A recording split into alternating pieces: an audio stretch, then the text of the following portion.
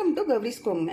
இன்னைக்கு காலிஃப்ளவர் குழம்பு எப்படி கறி குழம்பு மாதிரி செய்யலாம் அப்படிங்கிறத பற்றி தான் நான் உங்களுக்கு ஒரு லாங் வீடியோ போடுறேங்க. வாங்க வீடியோக்குள்ளார போகலாம். என்னென்ன பொருள் தேவை அப்படிங்கிறது பார்க்கலாம் வாங்க.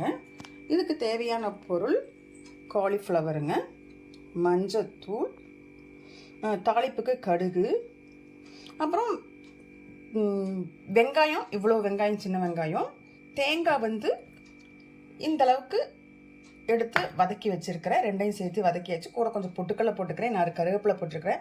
அது கூட 4 பட்டை, 4 கிராம்பு, 2 ஏலக்காய், ஒரு அன்னாச்சி பூ, இதெல்லாமே போட்டு வறுத்து வச்சுருக்கிறேங்க. அப்புறம் வீட்லேயே செஞ்ச குழம்பு பொடி என்னோடய சேனலுக்குள்ளாரையே இருக்குது. நீங்கள் தேவைப்பட்டால் உள்ளே நீங்கள் பார்த்துக்கலாம். இது வீட்டில் செஞ்ச மிளகா பொடி. தேவையான அளவு உப்பு இதில் போட்டால் இந்த அளவுக்கு நான் போட்டிருக்கிறேன். பட்டை 4 பட்டை, 2 ஏலக்காய், கிராம்பு ஒரு 4, அன்னாச்சி பூ 1. சரிங்களா?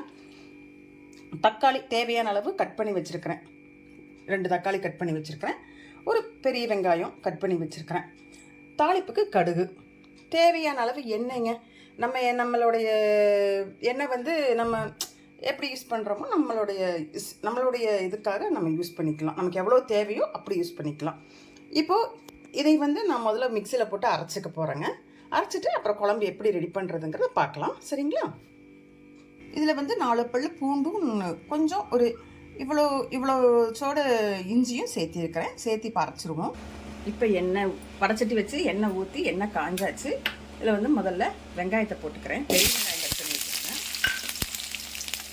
பெரிய வெங்காயத்தை போட்டு வதக்கணும். பெரிய வெங்காயம் இந்த அளவுக்கு வதங்கியாச்சு. அது கூட தேவையான அளவு மஞ்சள் போட்டுக்கலாம். போட்டு அதையுமே 2 பரட்டி விடணும். இந்த மஞ்சள் வாசம் போகும். அதுக்கு அடுத்தது பச்சை மிளகா 2 கீரி வச்சுருக்கிறேன். 2 அப்படியே முழுசாக போட்டுக்கிறேன். கொஞ்சம் காரத்துக்காகவும் கொஞ்சம் அந்த ஃப்ளேவர் கிடைக்கணும் அப்படிங்கிறதுக்காகவும். அதுக்கு அடுத்தது காய் போடுறேங்க. காலிஃப்ளவர் காய் போட்டு அதையும் நல்லா வதக்கணும்.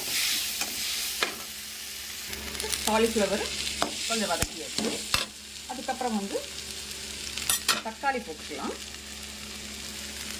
தக்காளி கொஞ்சம் வதங்கிறதுக்காக கொஞ்சம் கல்லுப்பு போட்டுக்கலாம். கல்லுப்பு அளவாக போட்டுக்கோங்க.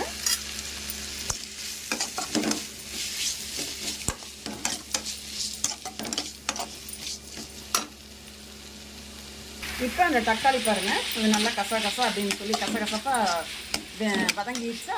அப்படி வதங்கினதுக்கப்புறம் குழம்பு பொடியை போட்டுடலாம். நான் இந்த ஸ்பூனுக்கு, எங்கள் வீட்டு ஸ்பூன், இந்த ஸ்பூனுக்கு 3 ஸ்பூன் எடுத்து வச்சுருக்கிறேன். கொஞ்சம் மீதி வச்சுருக்கிறேன். காரம் பச்சலைன்னா அப்புறமா போட்டுக்கிறேன். இப்போ இதையும் போட்டு கொஞ்சம் வதக்கி விட்டுட்டு அப்படியே தேவையான அளவு தண்ணி ஊற்றி வேக வைக்கணும். வெந்ததுக்கப்புறமா தேவையான அளவு தண்ணி ஊற்றிடலாங்க. காய் முங்குற அளவு தண்ணி ஊற்றினா போதும். நல்லா வெந்ததுக்கப்புறமா பார்ப்போம். இப்போ 10 நிமிஷம் வெந்தாச்சு. இது பாதி வெந்துருச்சு காய். இப்போ நம்ம தேங்காய் ஊற்றிக்கலாம்.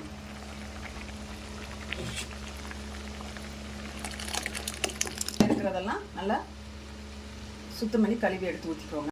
அப்புறம் நல்லா கலக்கி விட்டு வெந்ததுக்கப்புறமா உப்பு காரமெல்லாம் பார்த்துட்டு தாளிச்சு விட்டுக்கலாம். இப்போ குழம்பு ரெடி ஆயிடுச்சு. நான் அதை எடுத்து வேறு பாத்திரத்தில் மாற்றி வச்சுருக்கேன். அடுத்து தாளிக்க வேண்டியது தான்.